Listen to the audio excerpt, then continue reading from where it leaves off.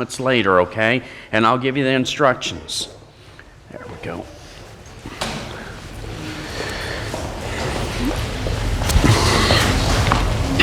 It's true confession time. I want to ask you out there, how many of you on a regular basis use a computer? Okay, great. Now I want to also ask a true confession, how many of you don't even know how to turn on a computer? Go ahead and raise your hand. Okay, there's a few of you, that's okay. Now some people have their gripes and belly aches about computers, especially if they're running slow or they don't work well at all, or especially when your internet goes down, we wonder how in the world are we going to be able to survive. Now I type all my messages on a computer, on a word programmer, and one thing I really love about it is it has something that's called spell checker.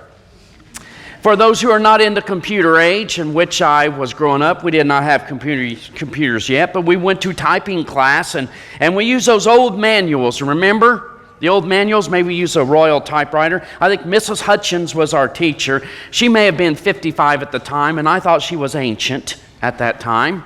But you remember the computers typewriters we had. Whenever you made a mistake, what'd you have to do? You had to give out that little pencil eraser kind of thing, or maybe finally came to the time that you could use whiteout, which was invented by one of the monkey's mothers, believe it or not, or use that little white tape that you had. But it was wonderful. I thought we've found a wonderful invention with the computers when all you had to do is look at the spell checker. In fact, if you typed something wrong, it would underline it in red, let you know that you may be making a mistake here. Do you want to go back and correct that? And sometimes I think, you know what? That would be wonderful if we had something like that in life. Like after you said something not smart, or you did something a bit goofy, that it would say, wait a minute. What you just did, are you sure you want to do that? We can back it up for 5 seconds and you can undo that. Don't we wish we had that? I want to ask you another question. How many of you have never ever made a mistake? Go ahead and raise your hand. Now why is it everyone's looking around for that person?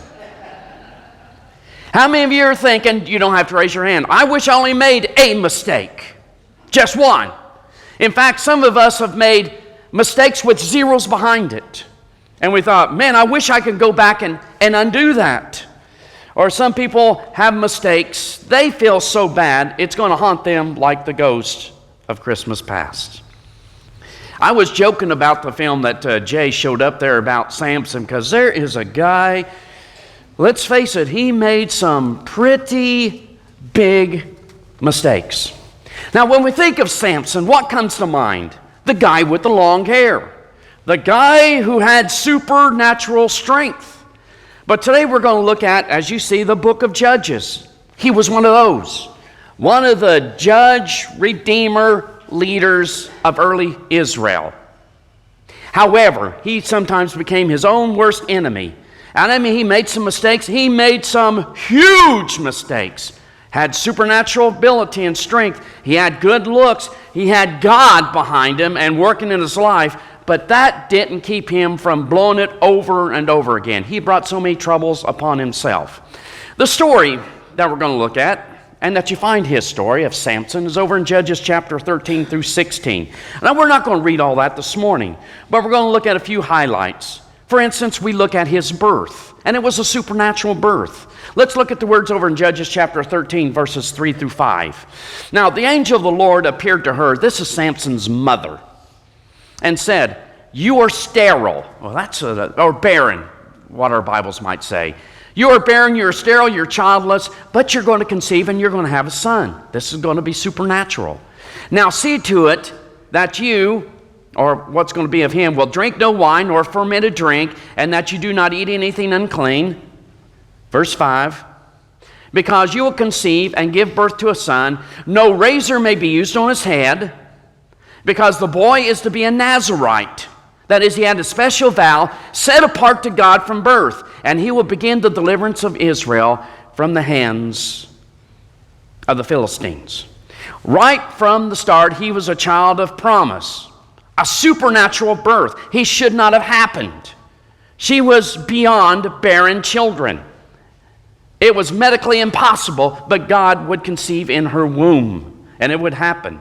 And it says he would help out his tribesmen and tribes ladies, the people from Israel, and deliver them from the Philistines who had better weapons and they were better fighters. We find that later on in chapter 13 when we see this in verse 24, where it reads, the woman gave birth to a boy and named him Samson. And you got it? He grew, and the Lord blessed him. But it's a story of a young man who grew to be a man, but his moral character went down. Now, Samson had two big problems, and I think you agree with it. One thing, Samson had a problem with anger. He got angry frequently, and he fed it with revenge. At one time, Samson killed 30 men because he lost a bet. And he had to pay for the bet, so he killed the 30 men and took their possessions and paid for the bet. Another time, got this, he got so mad that he caught 300 foxes. Are you with me? To me, I thought this had to take a lot of work. Caught 300 foxes, tied their tails together, put torches between their tails, lit the torches on fire, and let them run through the fields. Burned up the grain, burned up the vineyards. Now, to me, that seemed like it'd take a long time. One thing just to count 300, or to find 300, and to do all that. Well, after the fire, some men, because they were so angry at Samson, they killed his wife at the time and his father. And Samson became so angry at that, and you know what he did? He went, as the Bible said, he went and he found those men who killed his father-in-law and his wife, and he tore them, ripped them from limb to limb. Judges 15:8. Later, you know the little story, as you saw in the little cartoon thing. Samson took the jawbone of a donkey and slaughtered 1,000 Philistines. Now you talk about a guy who had a temper. That's Samson. But he also had another issue. He had a problem with his lust. He was a guy, as that one cartoon show, King of the Hill. I know it's not a religious show, where someone came out and said, there's nothing like a pretty face to make a man go stupid. That was Samson. I mean, he was physically strong, but morally weak, and it led to his downfall. You find in chapter 14, if you read this story, Samson saw a Philistine girl, and he liked her looks. He wanted her. In fact, he demanded for her. It didn't matter that she was not of the tribe of Israel, and they're commanded, do not marry outside your tribe. It didn't matter that his mother and father saw that it was not a good idea. All that mattered was she looked good and he wanted her. Later she would be killed, as I told you in the story. You jump to chapter 16. It said Samson had a relationship, and the Bible calls her a harlot. Her name was Delilah. No connection with the lady here on the radio program at night. Delilah. How many of you ever listened to that? Okay, you know what I'm talking about. No connection.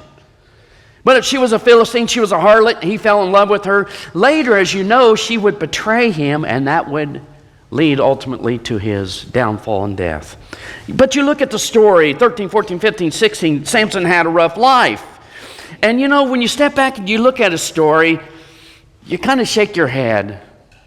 Because he got himself into one big royal mess. But you know, when you dig down through the story, his life sometimes shows you and I some common ways. Sometimes we bring trouble on ourselves, and we fall into some of the same traps. Maybe not doing that stuff, but maybe something else. Spiritual survival guide beyond mistakes. Let me give you 3 or 4 pointers, okay? As I look at the story of this guy by the name of Samson, how we can move beyond the mistakes in our life and in our spiritual life. Here's thing number 1 Samson had to do, and you and I need to do. One is learn from our mistakes. Now, you look at the story of Samson, it looks like he's not learning from his mistakes. Now, can I ask you this question? How many of you ever put your hand on a hot stove when you're a kid? We've done that, right? What happened? Okay, you've been there, right? Now, how many of you thought, wait a minute, it burned that time, but I have a feeling if I do it again, it won't feel as bad? How many of you tried that? Yeah. You ever hit your head with a hammer accidentally? How many of you thought, you know what? I think if I hit my head with a hammer again and again, I'll get used to it and it'll feel better. How many of you found that to be the truth? Oh, okay, Connie, you're just joking, okay? Okay, maybe you're telling the truth. Don't hit your head with a hammer. It is not a good thing. Not recommended. You never buy a hammer and says, hit your head with it, okay? I'm just joking with him. I know he's with me. The point being, you don't do it again. You kind of learn from your mistakes. I don't do that. Here's what it says in Proverbs chapter 8, verse 5. It says, you who are simple gain prudence, and you who are foolish gain understanding. Now, the Message Bible puts it this way. It says, and I'm sorry about the words, but this is the way this Bible is worded, the Message. It said, listen, you idiots, learn good sense. You blickheads, shape up. That's the way it puts it. I mean, if something burns you, you think if you take smart, as I had a school teacher used to say, you take smart, you don't do it again. You learn from your mistakes. Here's a second thing. Now, some of you may disagree with what I'm going to say here. That's okay. Okay? You have the right to be wrong. You choose your friends wisely. Someone smarter than myself, which is very, very many people, said this. If you want to soar with the eagles, you can't run with, you never heard that? You can't run with the turkeys, right? You will eventually become like the people you hang around with, good or bad. I heard someone else say this. He says, you show me what you are reading right now and with whom you are hanging out with right now, and I will show you what you will be in 5 years. Well, Samson had some bad associations there. I mean, God chose him for a special task, an extraordinary task. His birth was extraordinary, as you see. He was supposed to be a deliverer from the Philistines. He had a very special purpose from the start. But he made some choices from relationships that were not good. And God has a special purpose for all of us. Maybe not like that guy, but he has something special for us. And I know what I'm saying there. Choose your friends wisely. Don't hang out with bad people like our mom and dad used to say. And you might think, well, how about those people who need to be reached? There's a little bit difference with trying to reach out to people and keeping them in association and allowing them to influence you. Now, here's a challenging question. Do your friends keep you living for God? Or do they tear you down, or do they build you up? Do you find in yourself having to conform and compromise to things you originally wouldn't have thought was very good? And have to ask, are they really your friends? They might be nice, they might like you, whatever, but are they trying to get you to do something that you don't feel comfortable with? Are they really your friends? Because if they're really your friends, they would respect your value system and wouldn't want you to go contrary to that. The book of Proverbs over and over warns us about that. One of the guys, it might have been Dave Stone, it might have been Bob Russell, they said use the illustration of a glove in the dirt. When you take a glove and you put it in the dirt, what is prone to happen? Is the glove going to get dirty, or is the dirt going to get glovey? I said, I never thought about that before. It's a great illustration. We should love everybody, but as far as your circle of influence, who is that? Do they lift you up? Do they encourage you, make you a better person? Thirdly, a lesson from Samson's life. Take God seriously.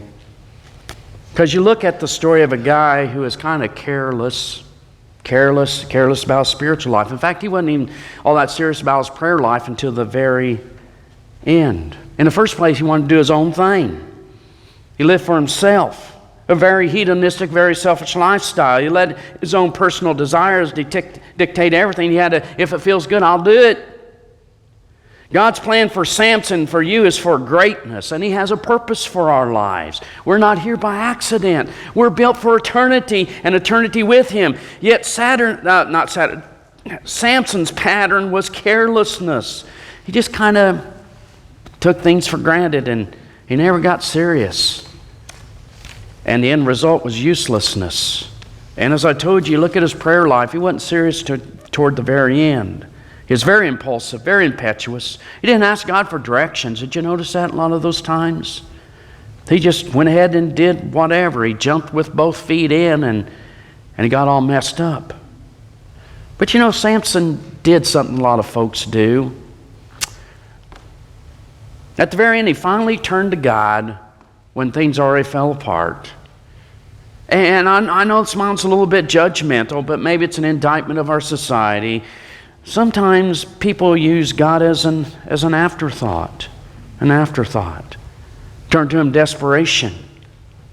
And then when everything's all right, we kind of leave Him out of the picture. Last week we celebrated, what was it? What is the date today, folks? 23rd? Okay. So it's 12 days ago we commemorated September 11th, correct? Yeah. You remember that, what was that, 18 years ago? Do you remember the way church was the first Sunday after September 11th? Oh, you probably had standing room only. Would I be correct? Close to it. Every church was that way. We're in a time of desperation, and that was a good thing. 2 weeks later, kind of went back to regular. If not here, most every place in America. Because if we're doing okay right now, God, so thank you for that, but we're going on with the regular way. You see, it was Samson. In the story, after he got his hair shaved off, the enemies came in after Delilah's deception, and they captured him. They put out his eyes. Ew. They cut his eyes out. They made him blind. He had to work at a turnstile grinding grain. That was a job left for pack animals. And he finally prayed at the end of his life. You remember, you've probably seen the TV movies. You know, he's there at the temple of Dagon, that fake god, and all the worshipers, thousands of people are making fun of Samson. And he just asked that he be able to be attached to two pillars, one on the left and one on the right. And he gave a prayer to God that maybe he could vindicate for the people. And God gave him back the strength, and he pushed that, and the whole temple collapsed. And it said 3,000 people on the roof died, as well as all the other people. And when you look at the prologue or the epilogue of the whole story, God was able to accomplish more with Samson in his death than he was in his life. And that's a sad statement. And I look at the story and you kind of wonder what kind of life Samson would have had he been praying right from the beginning. The result of Samson's prayerlessness was that his life seemed to have lost a lot of potential. But yet, I got to go to point 4. Because to me, this seems like, God's ticked off at you and He's mad at you. And, if you ever made a mistake, boy, He's going to swat you. But you got to listen to point 4. And it says, never give up on God. I mean, if I stopped at point 3, that would have been a very hopeless, tragic story if it just ended there. But it doesn't end there. How do I know? I'm going to go to the New Testament. Hebrews chapter 11, verses 29 to 34. Let's look at these words. By faith, the people passed through the Red Sea on a dry land. But when the Egyptians tried to do so, they were drowned. We know the story. Verse 30. By faith, the walls of Jericho fell, and the people had marched around them for 7 days. We know that story. Let's look at verse 31. By faith, that prostitute Rahab, because she welcomed the spies, was not killed with those who were disobedient. Let's go to verse 32. And what more shall I say? I do not have time to tell you about. These are the Bible heroes of faith. Gideon, Barak. Who's that next one? Samson, that guy I've been preaching against. Jephthah, David, and boy, we know some stuff he did. Samuel and the other prophets, verse 33, who through faith conquered kingdoms, administered justice, and gained what was promised, who shut the mouths of lions, verse 34. They quenched the fury of the flames, and escaped the edge of the sword, whose weakness was turned to strength, and who became powerful in battle, and they routed the foreign armies. With all his mistakes, God put him in the list of Bible heroes. Now, to me, that's comforting, because God took someone who made mistake after mistake after mistake and still used that person. I remember my brother in the Lord, I don't know how deep a theologian he is, but Danny Daly said, if God only used perfect people, nothing's ever going to get done. Sometimes use ordinary people, and people are far less than perfect.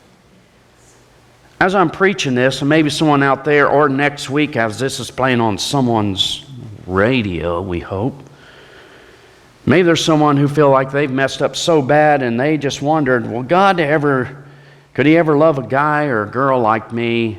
Could he ever use a person like me? Remember Samson. God never gave up on him. And he doesn't give up on any of us. He sees our potential, and he remembers why he made us, because we're made for great things. Well, what do you do if you've messed up somewhere in life? And all of us have made mistakes. What did Samson do at the end? Did you notice he finally turned it over to the Lord? Without eyesight, he gave him all the pieces. And he let God say to him, I will give you the power to break loose of those things that have tied you down and are causing you and prevented you from letting me work in your life. Only God.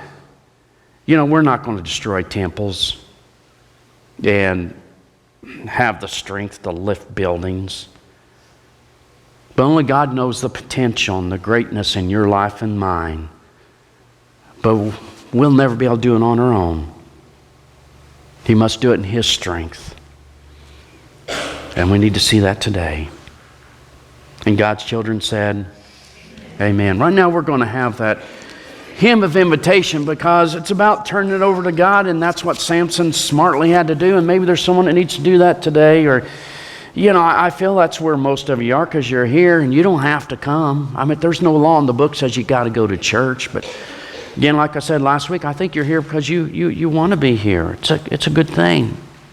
You love the fellowship, and I really do believe, folks, you want to please God. Is that where you are today? That's great. But maybe sometimes you make the mistake, like the Apostle Paul said, sometimes I want to do the right thing, I do it wrong. And sometimes I know something I shouldn't be doing, but I do it anyway. Oh, woe is me, oh unclean man. And you need to talk with God. Say, God, I want to live your way. Can we do that? You say, yeah, we can do it today, and I'll give you the strength. Maybe someone needs to come to Jesus for the first time. You're wondering, well, how do you do that, Dave? Or do you believe in God? Well, believe also in Him, Jesus Christ. The life, we're willing to turn around in repentance. That's what He demands. Will you be able to confess as Jesus to be the Lord and Savior of your life? And will you have your sins washed in Christian baptism? Maybe someone needs to join this body of believers, because, there's a lot of people not within God's kingdom, and we need to use your help to be able to reach those people also. Or maybe you need a buddy to pray with you today, and we just do it together as a congregation. If you need to come, we ask you to come as Jay leads us